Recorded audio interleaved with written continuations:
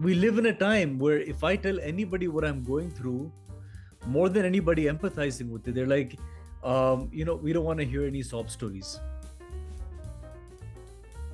Hi everyone, this is me, Jyotika Bedi, your host, psychologist, and the founder of Happiness is Love. Today's theme is happiness and showbiz. Does fame and success in the entertainment industry truly lead to lasting happiness? I have with me someone very kind, very talented, and special, Prashant Gupta. Welcome, Prashant. Thank you. Thank you, Jyotika. Lovely to be with you. Same. Prashant is amongst the rare US born Indians who have made steady strides in hit and acclaimed Indian entertainment. Of all his work, his most successful are Nirja, a film produced by Fox Star, Special Ops, a web series produced by Disney Hotstar, and Ashram Season 3, a web series which has been seen by over 1 billion people. Wow, Prashant, that is incredible. Prashant has also starred in Hollywood movie called A New Christmas. He's also the creator of Event Cinema and Sanity regarding mental health in the entertainment industry. And I love you for that. I love you for the work that you do and standing up for mental health. So I want to first start asking you, Prashant, what made you get so passionate about mental health and what over the years pulled you down, because we've all had our stories of struggles and storms, and how did you remedy it? That's what our audience wants to know. First of all, Jyotika, thank you so much for the wonderful introduction. I really appreciate it. It's nice when your work ultimately comes through. It takes a long time. Yes. And mental health is something that can be reframed and reworded in many ways. Mental care, mental health, mindfulness. The truth is, it really became a part of my life when I went through my lows. And I suppose the only time you really connect with something as serious as that is when you go through it yourself. And the first step to it would be an acceptance of the fact that, I'm going through something. Correct. I think the problem in India overall that I still face till date is that most people are in denial of the fact that they need help. And when they need help, the reason they reject the fact that they need help is because that whole phrase has become such a negative connotation. So if I tell you, you need help, it sounds like I'm abusing you. Correct. Absolutely. You're dumb, you're crazy, you're stupid, you need help. No, you need help means you need help. Yeah, it's okay. So maybe we need to find new words to say that, you should talk to someone. Yes. But we live in a time where if I tell anybody what I'm going through, more than anybody empathizing with it, they're like, we don't want to hear any sob stories. We're all dealing with our own stuff. Yeah. So stop the sob story. Okay? We're all going. So I think the reason I became so serious about it is because I saw people across the world suffering from a depression, an anxiety, a panic disorder, a fear that paralyzes you. And I went through all of it till I finally met someone who said, take some medicine. And then I said, but I heard it's dangerous. And the person said, listen, Prashant, how are you able to take a stomach medicine, antibiotic? An antibiotic kills every single healthy and unhealthy bacteria in your gut, and yet you take it so easily. We'll go through an orthopedic, we'll go through a surgeon, we'll go through everybody. If the mind and heart feel broken for some time, go get some medicine. And there began my journey with understanding that medicine works, helps, is a crutch, not the remedy. The truth is, you have to cope with it. And you have to learn coping mechanisms, maybe for 2 years, maybe for your life. And if you're lucky, you'll find a remedy. Absolutely. And did you also seek help in terms of a therapist? So the two worked together, medicine with therapy, or was it just medicine for you?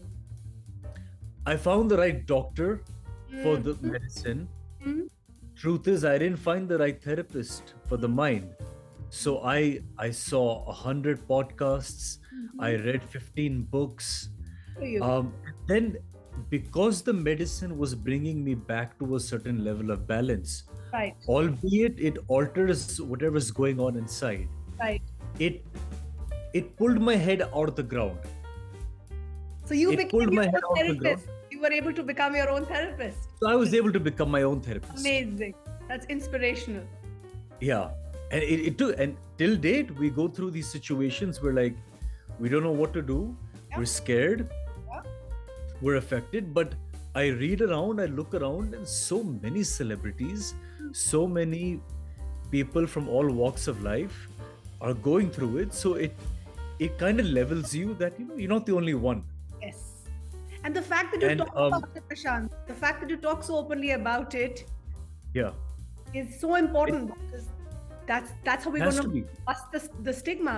It no longer has to be a stigma. Exactly. As somebody rightfully said, what do you do if you're going through hell? Keep going. Exactly. Keep moving. Yeah. Yeah, don't stop there. Mm-hmm. Mm-hmm. So wonderful. You were able to help yourself. You were able to seek help and you found a therapist in yourself. So more power to you. And I know now you are helping so many others, people around you. And I want to understand more from you. Fame and success in the entertainment industry can bring monetary happiness. We all know that. But does it truly lead to lasting happiness? No amount of money, no amount of fame, no amount of social life, no amount of anything leads to lasting happiness. The only thing that leads to lasting happiness is you willing to hold the hands of happiness every single day of your life and walk with it till the end of your life. I don't know a single person who died at the age of 80 died happily because of something that happened at 20 or 30 or 40 or 50. They died happily at the age of 80 because of their last day at 80 and how they were that day. Matthew Perry recently passed away. The whole world knew him as Chandler on Friends, and he says that out of the 10 seasons, I never watched a single season except for one of them. Really? And somebody asked him why didn't you watch a single.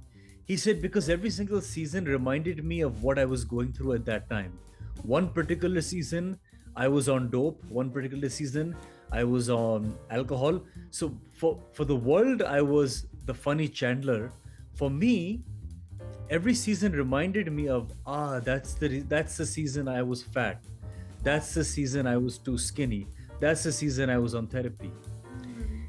And he revealed that when he got cast as Chandler, the other actor who was contending for that role was Jim Carrey. Yeah. And Jim Carrey and Matthew Perry did not talk for 2 years because Jim Carrey refused to talk to Matthew Perry because he lost out on the role. And Matthew Perry told him that, listen, everything that I got from this role has given me satisfaction for about 6 months. And of course, Jim Carrey became Jim Carrey ultimately. And today he's a guru and a mentor and talks to the world about sanity on a different level.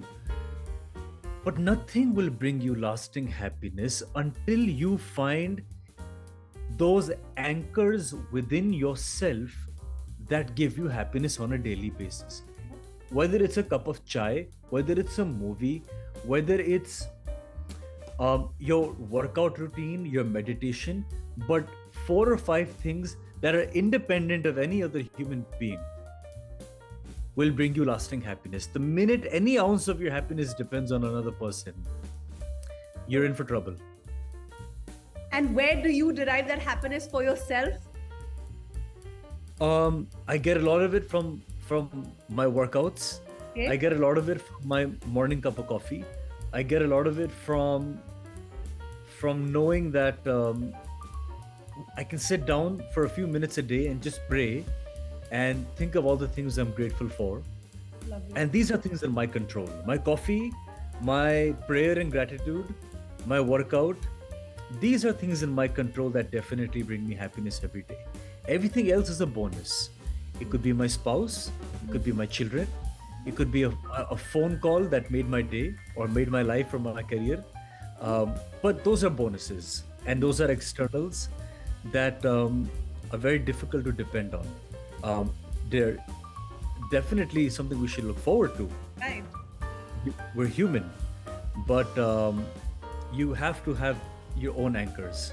Wonderful. And you try to focus more on your locus of control instead of trying to control the uncontrollable. Well, now more than before, because I've learned that the more I place it in other people's hands, Yeah. the more you're prone to not being happy. That's right. That's beautiful. Can you share the inspiration behind creating Event Cinema and Sanity and how you address mental health concerns with the entertainment industry? Yeah, I had just moved back to New York. I was living in Bombay for 15 years. A friend of mine, a very famous actress from Bombay, said she's coming to LA. So she inquired with me whether I'm in New York or LA. And I said, I'm in New York, but if you're in LA, I put my head up to the sky. I said, listen, how many people do I know in LA? Can I travel to LA? From the sky above came an idea. I had read enough articles about famous actors going through mental health issues. Yeah. And I knew nobody's talking about it. Mm-hmm. Everybody's talking about how to become big on social media, how Yeah. to use Instagram better, or how to become a better actor. And people in show business that one would think are the happiest in life because they have fame and money Right. are actually the ones going through the maximum level of panic, depression, or stress or anxiety. And and at my age, it became important for me that if there are youngsters out there wanting to be a part of this industry, first of all, what are some ways to make it? And second of all, how to remain sane. Mm. So my whole thing was, I guess for me, the inspiration was, I don't want you to go through what I went through. How amazing is And that? I don't want many people to go through, because you don't have to. At 25, I was told, Prashant, if you're going to become an actor, make sure you also have a plan B, an alternative career, um, something that brings you revenue, because you don't know about show business. At 25, you take it like an abuse, because it's like, you don't believe in me. Yeah. Yeah. You don't think I'll make it, I don't think I'm right? good enough. Yeah. Yeah, you don't think I'm good enough, so you're telling me for a plan B. But when you cross 35 and 40, and if you're still waiting for those big things to happen, you may have made some money, you may have had some level of fame, but if it's not enough to sustain your family and your own livelihood, then you finally remember what somebody told you at 25. And then, taking yourself so seriously, comparing yourself to other people because of social media, and not understanding destiny and karma and life, and so many things that a 25-year-old can be taught. Because at 25, they think, I am the king of the world, I make my own destiny, I have everything it takes. Hey, I had everything it takes, I still have everything it takes. But life shows you a different picture. Yeah. So let me help you understand that it's not all about you. There's a cosmic realm behind you and beyond you, and you need to play your part on earth as well as you can, and play it along with the cosmos. Wonderful. Don't get played by the cosmos, and don't you dare try to play the cosmos. Oh, yes. That's where we go wrong. In fact, I was having this conversation with my 20-year-old son. He's studying at USC in America. And I was telling him, Baba, at 20, you need to realize that you are not going to be the main character in everybody's story. He's like, Mom, stop saying that. I'm like, as a parent, I have to tell you that, because right now, again, he thinks he's the cosmosis. Yes. Fine, fair, you're 20. But then as a parent, I have to guide him. You are the centerpiece of your life story. So stop trying to compare others. Stop trying to be the center point at other people's stories. It doesn't work like that. He's like, okay, fine. So I hear you completely. It's so important for us to guide our youth, our young adults, right, from mistakes that we made, so that Absolutely. what we learned late, they can learn early in life. Without robbing them of their youth, of their innocence, but just to bring about a certain sense of awareness. Yes, that's the goal. Absolutely right. So that brings me to my next question. How do you handle the pressures of fame? Because it seems very glamorous and we all glamorize this idea of fame. We all want it. But then there are pressures which nobody really talks about. How do you handle the pressures? Well, actually, my biggest pressure is not being famous enough yet. Um, yeah, because at 41, when you have started your journey at 25, and you haven't yet become a superstar or a star that everybody in the country or the world is talking about, that is a bigger pressure because you're in the public eye, but not enough. And not to say that it's ever enough. I've met people 10 times more famous than me, and they're not enough, and they're not satisfied. For me, the biggest pressure is, why aren't you famous enough yet? But the bigger pressure is dealing with it at social events and gatherings, where people look at you and say, I've seen you somewhere, but they don't know your name, hypothetically speaking. Yeah, yeah. Or what are you doing next? And you'd like for them to know what you're doing next, because hopefully it should have been in the papers. Or them being very blunt and frank and saying, why hasn't it happened big time yet? Or all of that. So the point is that regardless of being a Ranbir Kapoor or a Shah Rukh Khan or a Prashant Gupta, you're all being talked about and talked to at the party. But it's a question of how happy are you feeling about these questions and the attention. And if you feel inadequate, then that's a pressure. If you feel like they're talking about you or looking at you in a way where you're not enough yet, you haven't made it big time enough yet, that's a big pressure. For me, that's the pressure. Hopefully someday we'll have you ask me that same question when I'm like literally famous around the world, and let's see how I handle it. But I'm sure I'll handle it much better than most youngsters, because when you reach a certain age and you've been through enough tribulations in life, then you have a sense of balance and a sense of awareness about the world. Right. Absolutely. Beautiful. And in simple terms, what is your definition of, again, true happiness and true success? Like for me, happiness is to love and to be loved. It's really that simple. That's my mantra of life. And that's why we have this community of happiness is love. Because we really want to create that ecosystem, a community for everyone where people feel heard, people feel seen, they feel appreciated and supported, especially creative artists who sometimes don't have that support even in their own parents. No judgment on any.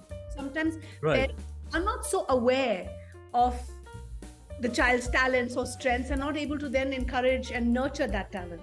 Did you have any family pressure at all, or did you have family support while growing up because you're a creative artist? How did that pan out for you? I mostly dealt with family support. Fantastic. But there comes a time in your life when, if it takes too long to reach the sort of benchmarks of what success, fame, adulation in this industry is, then that family support can become family pressure as well.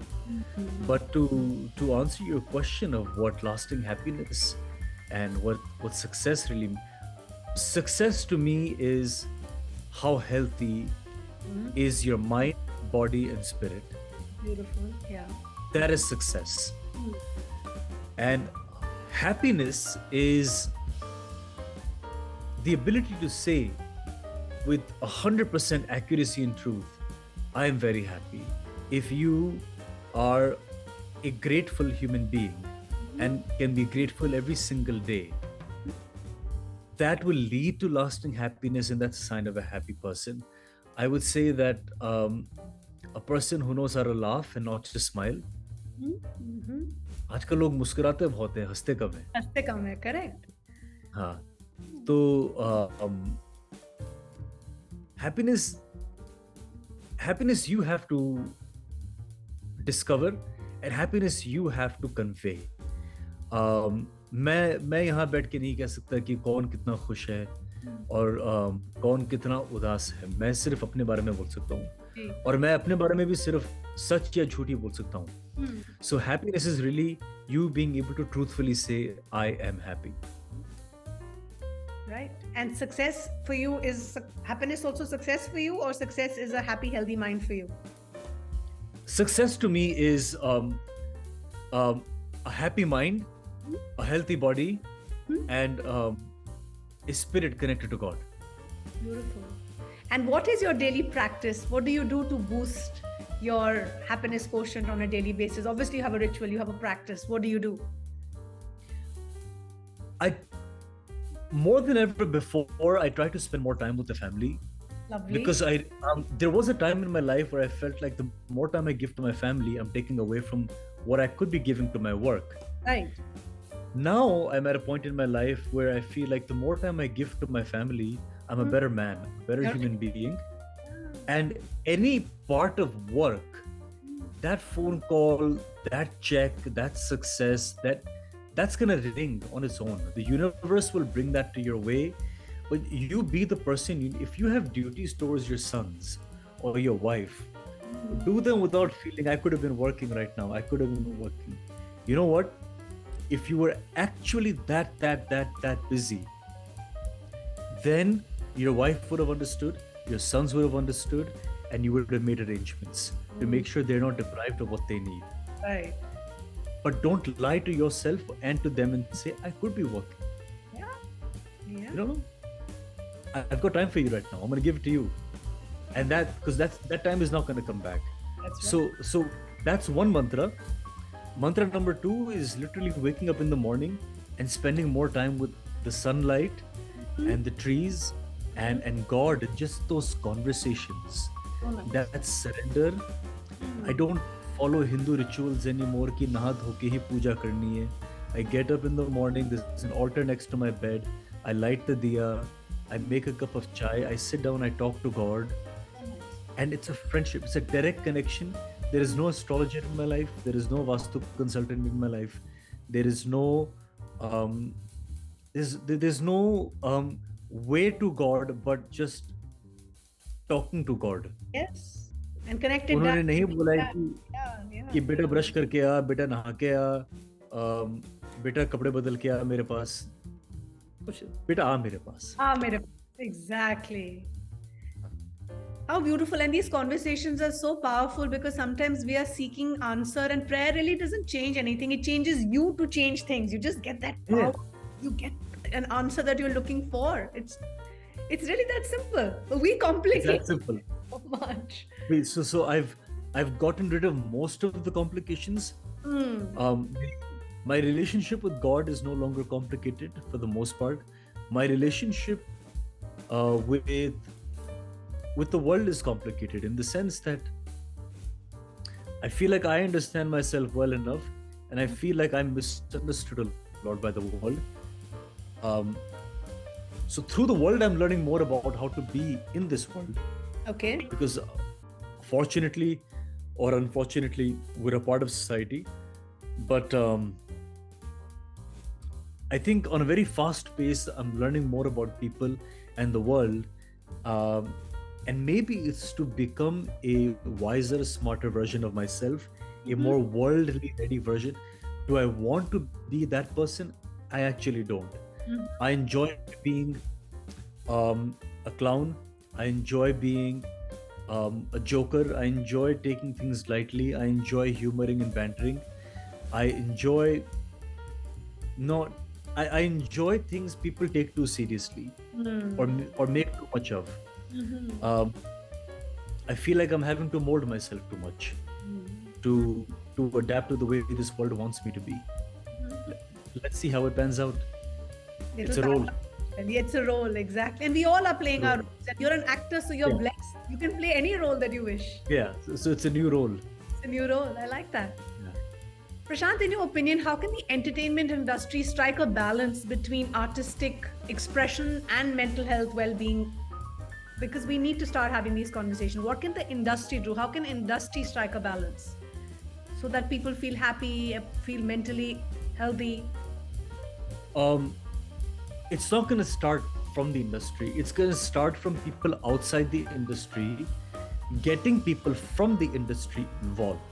So it's a question of a Deepika Padukone and a question of in America, Drew Barrymore, Carson Daly, Angelina Jolie, and lots of people opening up, having the courage to talk to the world. See, it's very easy to be rich and famous and give gyan, but we're talking about um, the acting committee and the showbiz community coming together and creating reels and videos and podcasts and stage events about mental health and about what it takes to be an artist, about not getting. But see, the thing is, they can't sell the duality because they can't come on Instagram with 40 million followers and private jets and Gucci, Balenciagas, and then talk about mental health. So it's a question of, listen, I've got 30 million followers and I'm being paid 1 crore a post to fly this private jet or wear Balenciaga or this and that. So I really can't talk about my mental health problems. So it's a very catch-22 situation for that celebrity, that if my brands or the people feeding my bank account and bank balance find out that I have mental health issues, I may lose out. So it's really a question of the other lot of responsible or courageous actors who have the money and the fame and are still willing to talk about problems they've been through. From 1 to 5 to 10 to 50 to 100 celebrities talk about it, it'll become a movement. And that's really all it takes for it to become a movement. And then these days videos go viral. So if 100 responsible actors around the world talk about the fact that they've been through this is how they coped with it. Medicine is okay under supervision of a doctor. These are some coping mechanisms. And show business, yes, I'm in it. Yes, I'm on Instagram. But if they talk enough about the reality of being an actor and what they've been through, it'll start leveling a lot of the youth that, yeah, I want to be an actor. And yes, if Tom Cruise can have this problem, if Brad Pitt can have this problem, then it's okay if I currently do. And I should know that money, fame, success, super hit films, rich cars, expensive houses and expensive cars are not the problem solvers. I should want to be a part of this industry because I enjoy the craft of acting and I enjoy fame and money.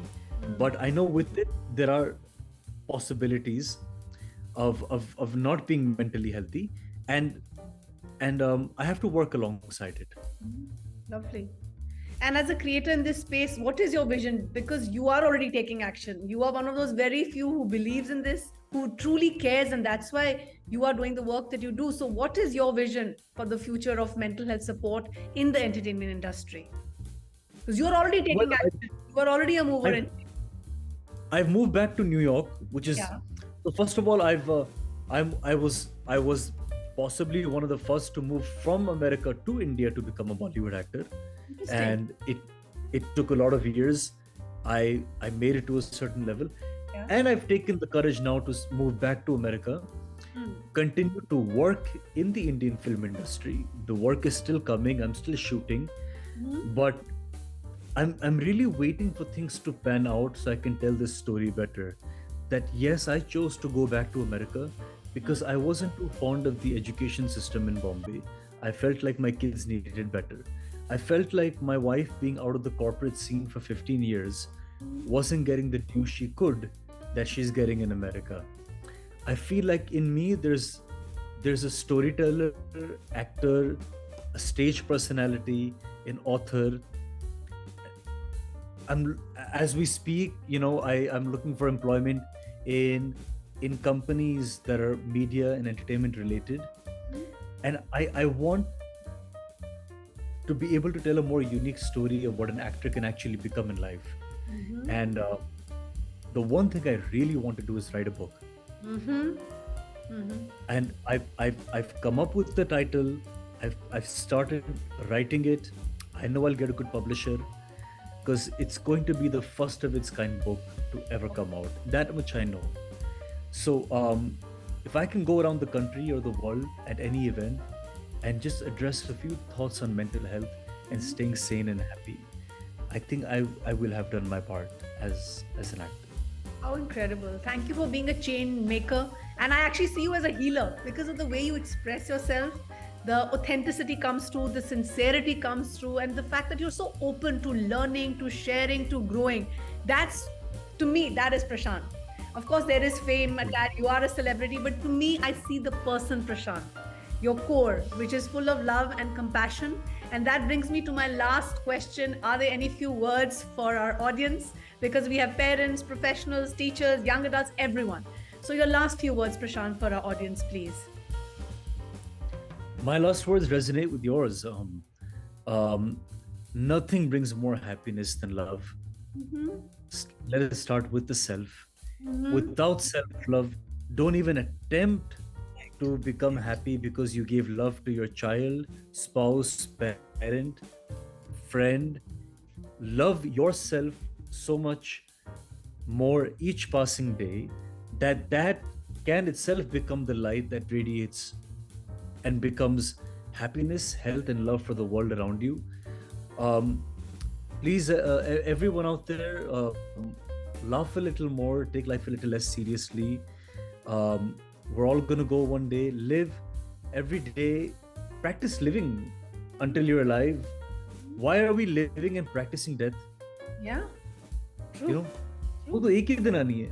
Ah, Why are we practicing for it? yeah. तो जब तक नहीं आती है जिंदा रहना है तो जिंदा रहने की प्रैक्टिस करो. Excellent. Well said.